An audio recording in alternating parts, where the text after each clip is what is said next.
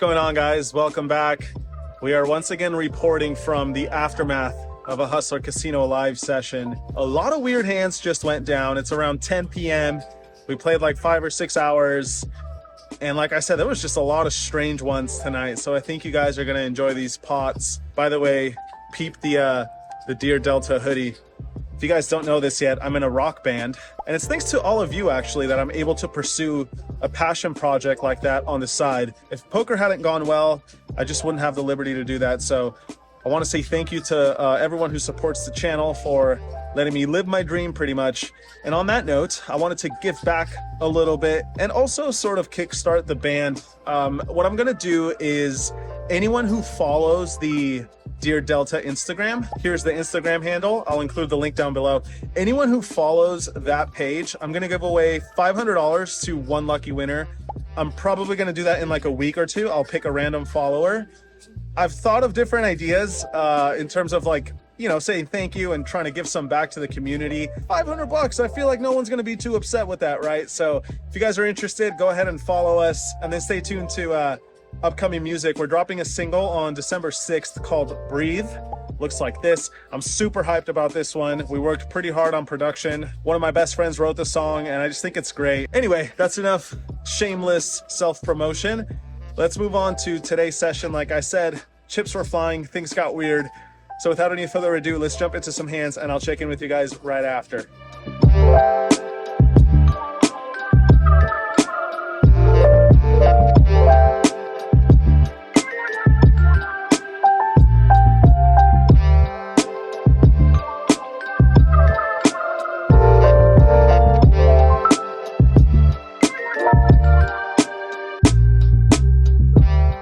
All right, guys, here we go. Playing some 25-50, essentially 25-50-100 because the straddle was on almost all night. In the first interesting hand, there's a raise from Dr. P to $200.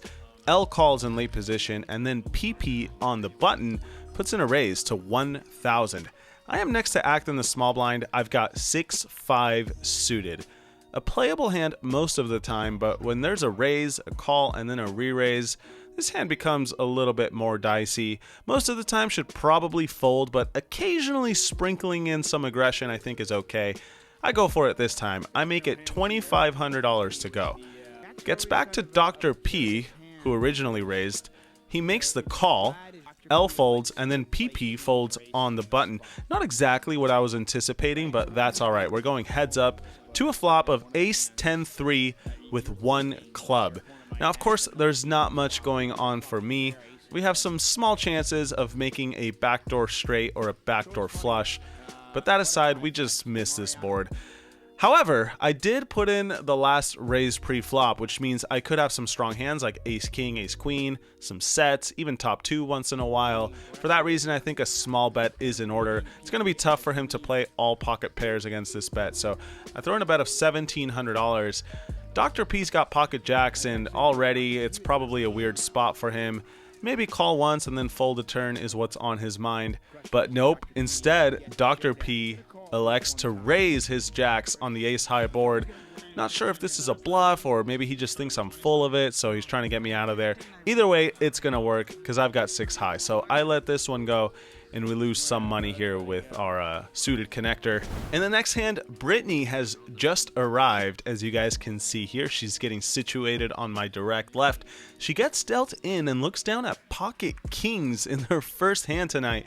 She decides to get tricky and limp in for $50. She forgot to put in the straddle, unfortunately. A bunch of other people limp, and then I look down at Queen 7 of clubs in the big blind and check my options. So Disaster has struck for Brittany. She's now playing a multi-way limped pot with pocket kings. Not really what you want, but of course this is the risk you take when you try to trap pre-flop with big hands. Anyway, the board comes down Jack 3 deuce with 2 clubs, so I've got a flush draw. Pretty good one at that. I decide to bet out here into 4 opponents. Checking, probably a little more normal, but this time I decide to put in some money. I bet $100, and now Brittany raises to $300. Everyone else folds when it gets back around to me. I don't think any other play makes sense here aside from a call, so that's what I do. And we see the 4 of clubs on the turn, giving me a flush right away. Could lead out here, but instead I check it, hoping she puts in another bet with top pair. Maybe she even has a smaller flush, albeit not too likely. Regardless, she does put in some money, $1,000, and of course being out of position with a strong hand like a flush, no choice but to check raise here and just try to build the pot, hope she has something to call down with. I make it 3,300 to go. Brittany makes the call, and we see the ace of spades on the river. The pot is $7,500. I think to myself, how much would I bet if I were bluffing? I think around a pot-sized bet makes sense, so that's what I do here with an actual value hand. $7,000 into the middle. Brittany doesn't waste too much time before calling. Don't really blame her. She's got an overpair. She's got a club. Beats all bluffs. Money goes in there, unfortunately for her. She does not have the best hand this time. Kings cracked in her first shuffle at the table. It's a rough start for her, but luckily this one goes our way, and we get some money back after losing the previous hand. All right, and this next one, action is going to get a little more loose. As we're playing the stand-up game, there are only 2 players left who need to win a button, and I am one of them. It's between me and this new guy named Bing Bing. Pretty sweet name. He raises to $2,000. He's only got 5K in his stack, so when I look down at an ace, even though it's a complete trash ace, you know, ace-8 offsuit, I decide the hell with it. If he's got a nice hand like king-queen or king-jack, we're ahead. If he's got a pocket pair, we can't be doing too terribly with the ace. Really only in trouble against a bigger ace, or rather serious trouble, I should say. So I decide min raises in order here. I make it 4,000, just trying to get a heads up with him and this stand-up game, but then Brittany wakes up with something on my left. She shoves all in, but she only has 7,000. Back around to Bing Bing. He's all in, and of course with ace-8 offsuit, we can't be in good shape here, but getting more than enough of a price to call. Pretty much a non-decision here. I toss in the money, and just like that, we're playing a 3-way all-in pot with ace-8 offsuit. As you guys can see, we are in trouble here since Brittany has ace-10 suited. Bing Bing has king-queen, so really only an 8 could save us, or somehow a miracle flush with diamonds, but that aside, we're probably going to lose this one. Sure enough, we run it once, and Bing Bing scoops with top 2 pair. I also lose the small side pot to Brittany since ace-10 high is better than ace-8 high. Yeah, kind of a disastrous hand here, but at least the pot wasn't too big, which I guess was kind of the whole reasoning behind getting crazy with these cards anyway, is everyone was a bit short stacked. But yeah, we lose some money back here. Next, this one comes up where the $200 straddle is on. There's a couple of limpers before L makes it 1,200. Now the stand-up game is still on. It's a new round. I've seen enough of L's work to know that this $1,200 raise could be anything. He really likes to get after it when he doesn't have a button. So when I look down at ace-3 suited, we're in position, and it's a pretty nice hand. I decide to get active with this one and raise it up. I make it 3,000 to go. Everyone else folds, but L makes the call from the small blind. Now, after he raises pre and then makes the call here, I think he's actually got a decent hand. Of course, I'm dead wrong. He's got 9-8 offsuit, but just giving you guys my real-time reads on the situation. Anyway, we go to a board of ace, jack, 9 with 1 heart. So we have top pair, no kicker. There is an emergency backdoor flush draw, break glass if needed type of thing going on. But anyway, L checks, I bet small, and he makes the call with bottom pair. Turn card is one of my least favorite ones. It's the jack of spades. Pairing the middle card, I kind of expected him to lead out on this one, at least sometimes, but he checks it over to me, and I decide to pot control and check this one back. Makes our hand a little bit more disguised, even though I think an ace would often check back here, and also opens the door for some bluffs on the river if he decides to do that. However, the river comes the queen of hearts, and when he puts in a bet, it's not a tough one to handle. He puts in $15,000, which is 150% the size of the pot. Nice bet from him, and I'm thinking to myself, what are the bluffs here? Well, queen 10 would be a straight draw on the flop, and then he rivers second pair, so I don't think he would bluff with that. 10-8 would also be a straight draw on the flop, but now that actually has turned into a straight with his queen. Any jack, of course, is an easy value bet. He could have a hand like ace queen. He could have ace jack. He could have pocket nines. I don't know. This is a tough spot. I'm trying to come up with some creative bluffs he might have in this situation, and I really couldn't think of very many. So I decide to make a disciplined fold, I guess you could call it, with ace no kicker. If he's bluffing, I think we just got to give him the pot here. Nice play from L. And sure enough, He happily turns over 9-8 offsuit, which was a really cool play from him. He turns bottom pair into a bluff, and he bets the right amount to represent something pretty strong. So credit to L, makes a nice play here and gets me off a top pair, and earns himself a button in the process. So I'm kind of card dead tonight. I've lost 2 stand-up games in about 2 hours, and I'm actually approaching my 3rd L for stand-up games. If I lose this 3rd one, that's not only annoying, but a bit expensive actually. So yeah, this hand comes up where there's a couple of limpers. The $200 straddle was on. Now look down at 10-8 of clubs in the big blind. Now this is just a poor play, but I decide to make it $2,000. 10-8 suited is a very playable hand, but there's just no need to raise up a limped pot with a hand like this, especially when you're going to be out of position post-flop. Perhaps forcing it a little bit too much here after a frustrating couple of hours, but I make it 2,000. Henry decides to defend the straddle with ace-queen offsuit. Everyone else folds. We go heads up to a flop of king 9-4 rainbow, not even a single club out there. Some nights it just kind of goes like this, you know, you can't connect with the board, not really getting a lot of pre-flop hands. You kind of just have to navigate those nights, and that's what I'm going to try to do here. I decided to start this one with a bet. It's a king high board. It's fairly innocuous, maybe a few straight draws and of course one flush draw out there, but that aside, I should still have a little bit of a stronger advantage here on this board. So I make it 2,000 again. Henry makes the call with ace high, and we're off to a turn card, which is another king. Now I think betting here is probably preferred over checking.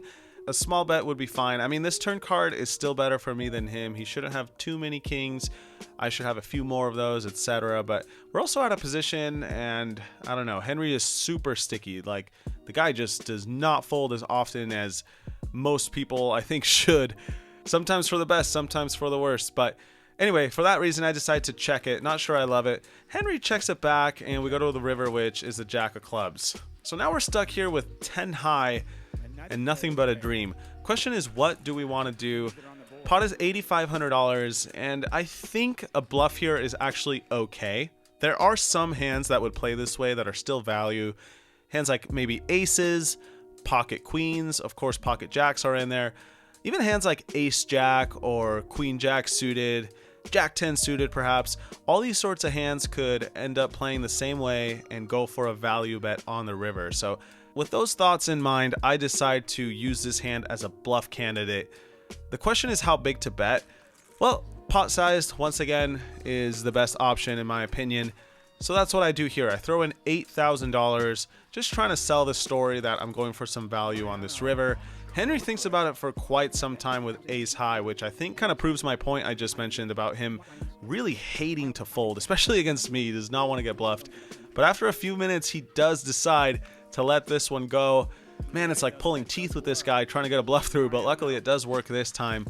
We get the button and of course the pot. So even though it wasn't a huge pot, it does come with a morale boost, if you will. It's nice to be able to win pots even when you're not really making hands. A few rounds later, this one comes up where we finally get something nice pre-flop. 2 red queens in front of me. There's a few limps. I decide to raise it pre-flop, of course, not rocket science. Bing Bing and L make the call, so we go to a board 3 ways, which comes down pretty great for these queens. It's 10-7-3 with 2 clubs. Now, anytime you flop an overpair with pocket queens, it's a good day. Board is pretty connected though, so I'm treading with caution. Regardless, I do decide to bet when they check it over to me. I throw in $1,000. Bing Bing folds, and already this is going to be a tough spot if we start facing aggression. L could have some 2 pairs, he could have sets even. He could also have combo draws, of course, so hoping that doesn't happen, and I'm happy to see that he just makes the call. Turn card is the 4 of spades, which looks pretty clean to me. 6-5 gets there, but that aside, we should still have the best hand on the turn if we have the best hand on the flop. So when L checks, I decide to continue betting for value. Even though it is getting a little bit thinner, I still think queens are a great hand to try to get some chips with. I put in 2,600, and after some thought, L makes the call once again. So we're going to a river, looking for something innocent looking. 9 of spades somewhat qualifies, you know. The flush draw does miss, but it does introduce some potential 2-pair combinations and maybe a straight here and there, but if you really think about it, it's unlikely he's going to have a lot of 2 pairs now. 10-9, I guess, is the only one, but since they're different suits, the 10 and the 9, there's only 2 more combos of 10-9 suited. I don't think he's calling pre-flop with 10-9 offsuit, but then again, he did call earlier with 9-8 offsuit, so maybe that thought process should go out the window. Regardless, we do still have an overpair, and I know L can be a hero sometimes with single pairs or even ace high once in a while. So I decide to go for some more value, and if we get raised, well, we'll cross that bridge when we get to it. Probably gonna have to call since he might be turning a pair into a bluff on this kind of run out. But anyway, I do put in a bet of $9,200. L thinks about it for a while here with his pair of 4s, and I don't blame him. He does still beat some hands like King Jack, maybe Ace 5 suited, etc. But after some time, he thinks better of it and lets it go. So we don't get the absolute max, but still happy to win with queens.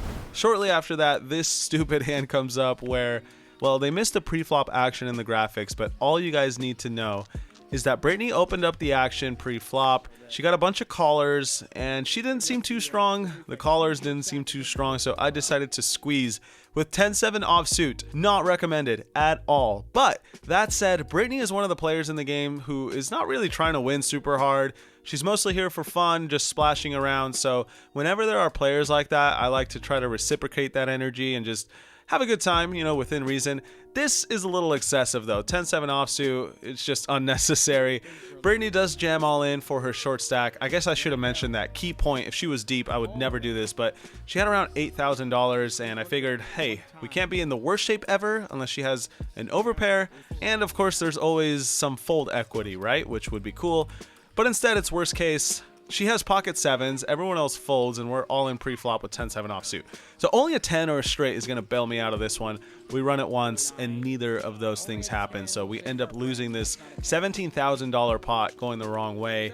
I'm excited to read the comments on that one. I'm sure many experts do not approve of this. I'm sorry, guys. But on that note, let's move to the next hand, where I play a lot better this time. So all you professional poker players out there are definitely going to approve of this one. L raises up the action in the cutoff. He makes it $600 after a limper. I look down at 7 deuce offsuit in the small blind. I put in the standard re-raise. I make it 3,000. Only L makes the call, so we go heads up to a flop out of position, which comes down 7-3 deuce with 2 diamonds. Yeah, that was unexpected. I know 7 deuce is a great hand, but it often misses. I decided to check this one, mainly because L is known to bluff anytime I check. That's pretty much the extent of it. And also the board is a little bit better for him, so it's nice to have some very hidden 2 pairs on this kind of board texture. I check and he bets $2,000. Now I think this is where the biggest mistake in the hand comes in. I decide to just call. In reality, if I had all sorts of different trash like ace deuce suited, maybe ace 5 suited, a hand like 8-9 suited, all these hands might elect to check raise. So I think not check raising a hand as strong as top and bottom is just a huge mistake. But anyway, I just call and we see an overcard on the turn. That kind of slows down the action. I check, he checks it back. River is another overcard. I check it again, which is just bad. I should just bet here. There's enough bluffs that I might have, and after he checks the turn, I can just bet with a ton of value hands too. So yeah, not loving the way I played this one at all. But either way, there probably wasn't much value to be had because he only has pocket 9s, which maybe would have called on the river, maybe not, I don't know. But I should have put him to the test at least, so not too proud of this one. At least we do win though, with 7 deuce offsuit versus pocket 9s. Alright, all joking aside, we are back to normal poker this hand. In this one, Henry raises up the action from middle position to $800 pre-flop. There's a bunch of callers, and I look down at King Jack unsuited in the final straddle. Could go either way here between calling and occasionally squeezing. I think call is standard and definitely the preferred route, so that's what I do, and we go multi-way to a board of King 8-7 with 2 hearts out there, so very connected board. Lots of straight draws and flush draws available. We do have top pair and a pretty good kicker though, so let's see what happens. Everyone checks it to Henry, which makes sense. He's the pre-flop raiser, and he puts in a bet of $2,200. Now, I know Henry is aware of the fact that this is 5 ways, so I definitely think he has something here. He's not just bluffing with like ace jack offsuit or whatever. But we do have top pair and a great kicker, so when it gets back to me, I'm not going anywhere just yet. It's a question of do we want to call or put in the unorthodox check raise. Now, I know what you guys are thinking. Check call is probably a little bit more normal. But in these kind of spots where there are a lot of draws available and I would have plenty of bluffs myself, I think occasionally check raising a strong top pair is okay, just to mix up the strategy a little bit, become less predictable, something that could be easily overdone and you have to be careful with. Also, a big thing here is what the kicker is that I have. If I had ace king that slow plays pre-flop, or even king queen, it's a lot easier to pull this play off. King jack, it starts to get a little bit dicey. But anyway, this time I do decide to take the less beaten on path, if that's how you say that. I decide to raise it up. I make it $8,000. Henry, not surprisingly, makes the call after a bit of thought. And this is kind of in line with what I was thinking on the flop, which is he's got something. Could be a straight draw, could be a flush draw, could be top pair, could be a better hand than me, right? Could be like ace king or even aces. So yeah, not super sure if I've got the best hand or not. We go to a turn which is the ace of diamonds, bringing in a second flush draw. I decide to check this one mainly because it's a better card for him than for me. I would almost never really have an ace except for a hand like ace 7 of hearts maybe, or just the naked nut flush draw, which I probably wouldn't raise on the flop too often. So yeah, really bad card for me overall. For that reason I decide to check it. And now Henry bets around 2/3, $14,000. Weird spot here now with king jack. We're slightly under repped. I don't think Henry puts me on a king. And I know he might be using this card to bluff, like say if he's got 10-9 suited, say he's got 6-5 suited, maybe a hand like queen 10 of hearts. All these possible bluffs are available, especially since I don't have any hearts or diamonds in my hand. If I had a heart or a diamond, I'd be a little more sketched out, but with a black king jack offsuit, I think we have a pretty clear call here since we are still beating all those bluffs. Kind of just have to cross our fingers that he doesn't actually have a value hand. Now, unfortunately for me, Henry is running pretty hot here as he also has a king, but his kicker is paired. He flopped 2 pair. So it kind of sucks. We're looking for some help on the river after I make the call. That's not what we get. It's an offsuit 5. I check it again, and it's going to be a really tough spot if Henry bets now. I think I might have to call sometimes at least. It's going to depend on his sizing, but almost all the draws missed aside from 6-9 suited. Luckily, we are not put to the test as Henry decides to safely just check this one back. And yeah, we lose this one, nearly $50,000. Going the wrong direction, which kind of sucks, but I'm actually okay with the way I played this one. Not too unhappy, just, unhappy with the result. And with that, ladies and gentlemen, we arrive at the hand of the night. Now, I know you guys probably can't tell because, you're not watching the whole stream, but I've been really card dead tonight. Not very active pre-flop, just not a whole lot going on for me. And what I think that means is I have a clean image and I'm gonna get some credit if I finally apply some aggression. Now, another thing you need to know before we get going on this hand is the stand-up game is on once again. I am one of the last remaining 2 players. It's kind of the nature of the stand-up game. If you're card dead, it just sucks to suck, But anyway, it's between me and Dr. P, and in this one, I raise it up with ace 10 offsuit to $500. There's not a double straddle on this hand, so just 25, 50, 100, but using a slightly bigger sizing pre-flop, mainly because of the stand-up game. So I make it 500, and then Brittany on my direct left raises to 1400. Not a very big re-raise, but it is still a raise to $1,400. Dr. P, who like I said needs a button as well, he cold calls in the small blind for 1400. L also cold calls for 1400 in the big blind, and then it gets to PP in the straddle, who puts in the squeeze. He makes it $7,100. It's back to me now, and well, let's take a look at what's going on here, right? I raised it up first to act. I need a button. I could have a lot of hands. I think PP knows that. Brittany puts in this kind of smallish re-raise, which who knows exactly what that means, but it doesn't look super strong in my opinion. So she makes it 1400. Dr. P cold calls. How strong of a hand could that really be? L cold calls too. Same thing applies there. And now it's on PP. Now, if I were him, I would be thinking this is some easy money to try to steal away pre-flop. Now, of course, he could still have a good hand, which is actually what's going on here. He's got pocket jacks, which is a very real hand. But I thought to myself, hey, I've got an ace, I have a clean image, I got removal to strong hands, and PP could be a little out of line here. So why don't I repounce on that opportunity by putting in a raise of my own? Part of the reasoning here too is that PP is quite deep stacked. He's got over $100,000 to start this hand. I cover him, so there are so many chips in play here that even though ace-10 offsuit is a terrible hand, having position deep stacked is a huge contributing factor. So anyway, that is the explanation behind this raise. 17,500 coming in from me as a 5-bet. Not very recommended with ace-10 offsuit. Not something you should do very often, but certain criteria has been met in this hand that I think it's acceptable. Now Brittany folds, gets back around to Dr. P, and unfortunately Dr. P, after cold calling pre, decides that the hell with it, he's going to town with king 8 suited. He's all in for $10,000. That kind of sucks because I assume at this point he's got a better hand than me.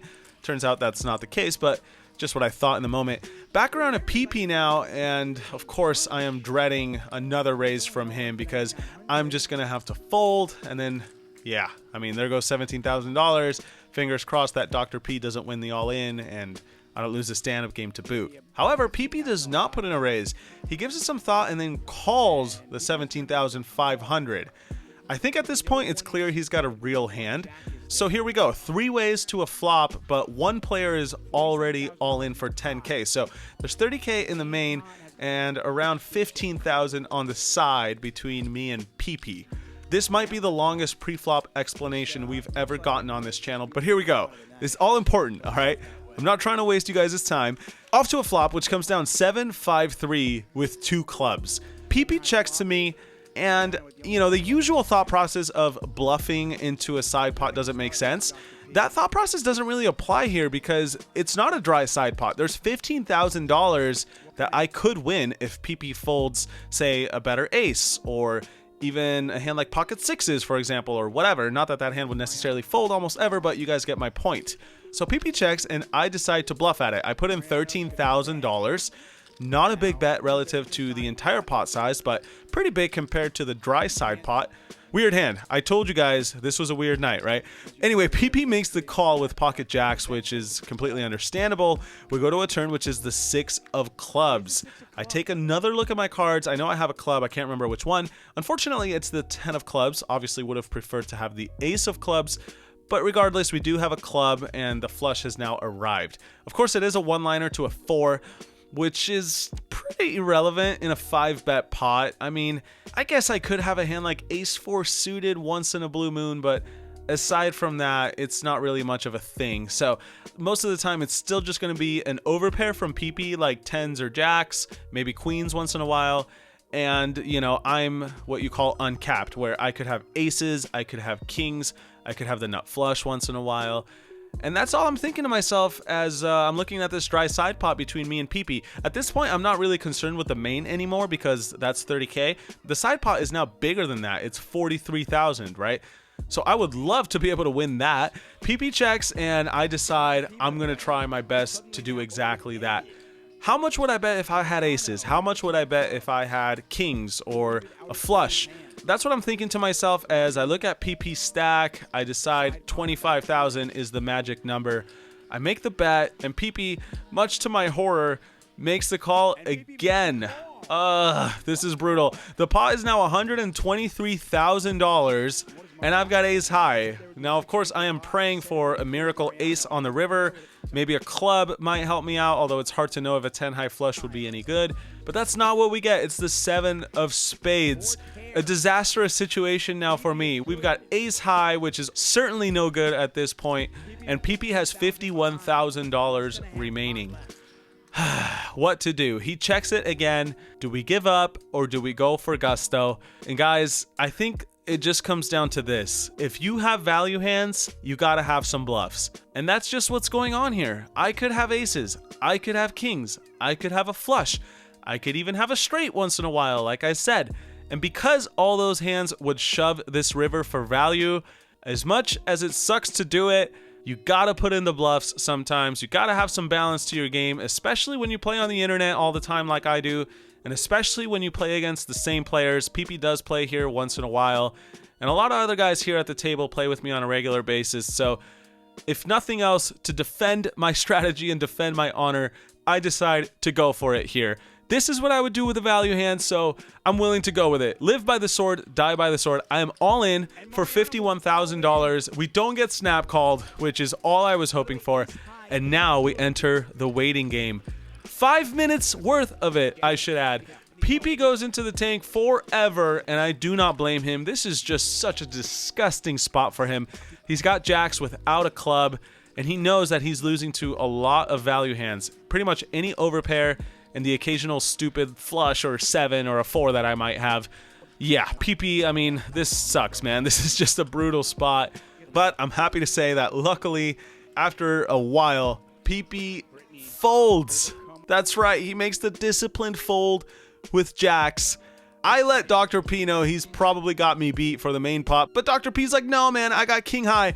So I turn over ace-10 offsuit and scoop this pot. $175,000 pot going my way. We fold out the best hand with pocket jacks, and then we beat king 8 suited.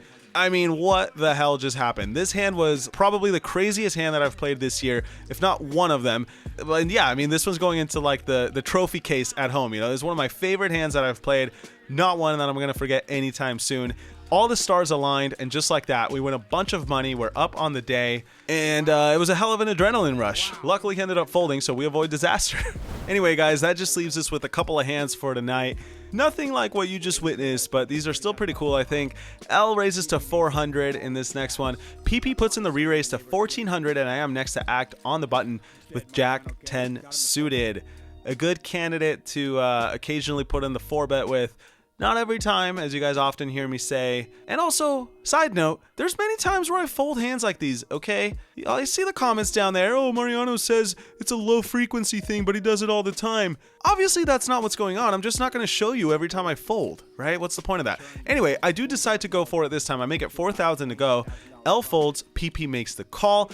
6-5 suited out of position. A little bit loose from my man's PP over here, but I get it, you know, we just played a big pot. He wants to get me back. We go to a flop of Jack 6-3 with 2 hearts. He's got middle pair. I run hot once again. I got top pair this time. He checks it. I decide to keep betting.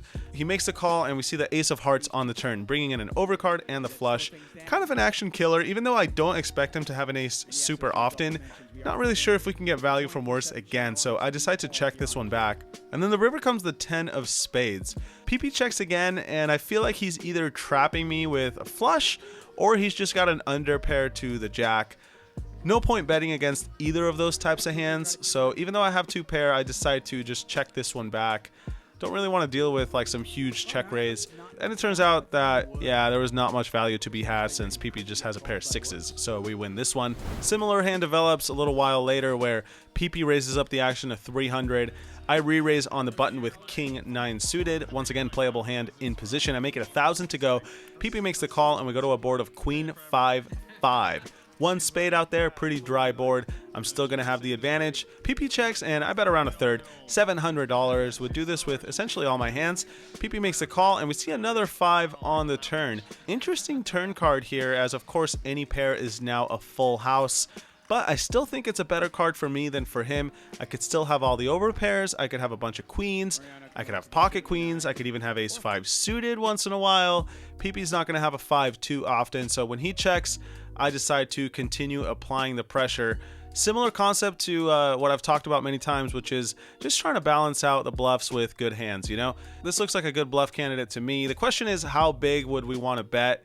And I think an overbet is in order here. That's how much I would go for if I had a strong hand. So I put in 150% of the pot size, 5,500 bucks going into the middle. PP's got a full house technically with pocket threes, but I do not envy his spot once again. Just so tough to hang on with a hand like this on a board like this, and he probably knows that there's another bet coming on the river. I might even improve on the river if I'm bluffing. I'm sure he's thinking of that too. So he decides to avoid all that stress and just let this one go, which of course is a huge win for us as we win versus pocket threes with king high. Anyway, that was the last interesting hand of the night for me. I think this was a really fun session, and of course I hope you guys enjoyed the hands as well. Stay tuned for some final thoughts, and I'll see you guys next time.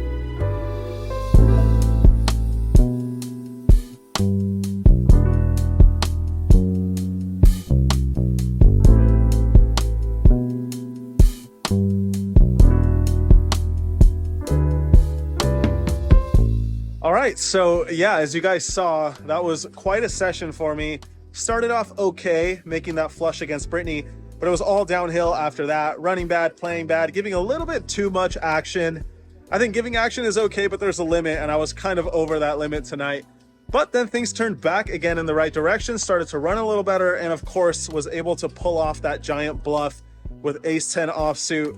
I gotta say, I know I play a lot of crazy hands here at Hustler, but even by this standard, that hand was just off the rails. Luckily, it went my way, although it seemed like it could have gone either way. But yeah, things ended up working out for me tonight. After a long battle, I'm happy to say I won around $37,000, give or take. As always, here are the exact numbers.